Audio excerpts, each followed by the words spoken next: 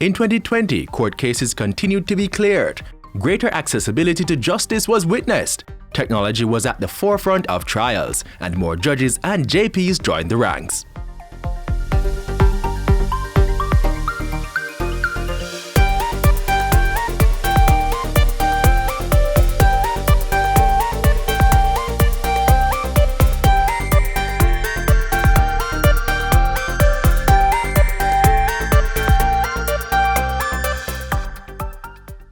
It would be hard to say that 2020 was never a challenging year. The world battled a pandemic and its accompanied problems. But despite the continuity of unpredictable events, the verdict stands in favor of a Jamaican judicial system that was able to deliver first-class justice. It is absolutely important that every single Jamaican not only have access to justice information, but to justice services. More Jamaicans benefited from access to legal services with the ministry's acquisition of 2 more mobile justice units in 2020. The units tripled the Legal Aid Council's capacity to deliver justice services to Jamaicans. This bus will not only be offering legal services, but also information on their constitutional and human rights and freedoms. It's important that people know their rights. We're providing the technology, Mr. Speaker, to assist in the administration of the courts. Technology's touch in the justice system began with training staff of the Attorney General's chambers in the use of Microsoft Office 365 to improve the work of the body. Then March came and the island recorded its first case of COVID-19, so our dynamic justice system began reshaping and adjusting its tentacles. That created greater emphasis on technology, with all in-chamber hearings for the Court of Appeal moving to the telephone. Virtual hearings for those in the criminal justice system increased. Trial date schedules for all parish courts became accessible online.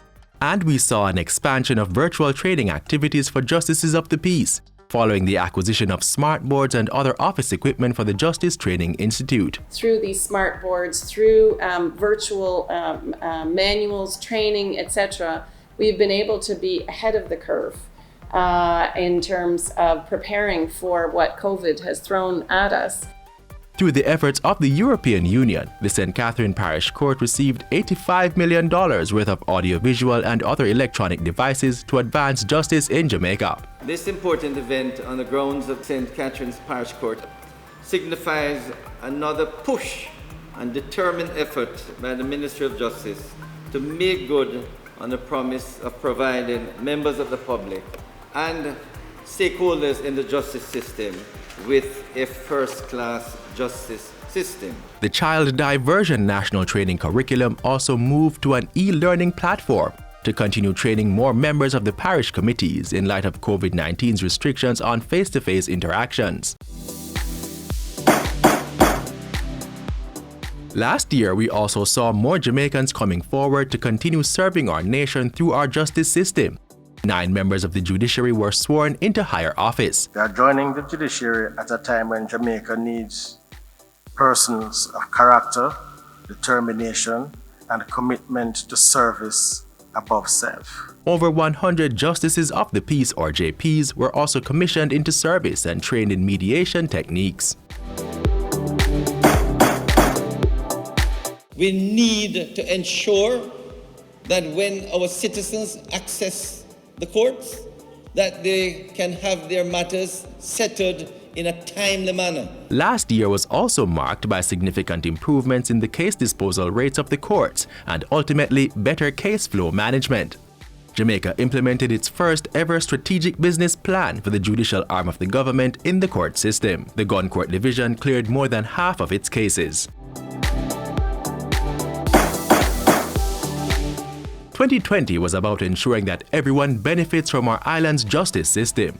The Legal Aid Council began a targeted intervention to secure the release of mentally ill detainees who have been incarcerated for extended periods of time. The Justice Ministry, Mr. Speaker, recognizes that upholding the rule of law and protecting human rights are linchpins of a democratic state.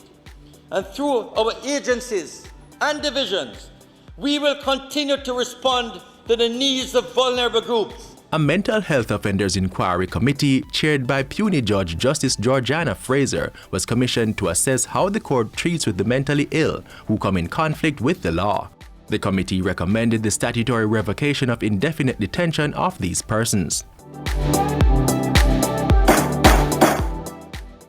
A bill entitled An Act to Repeal the Dogs Liability for Injuries by Act and to provide for liability for attacks by dogs and for connected matters read a third time and passed.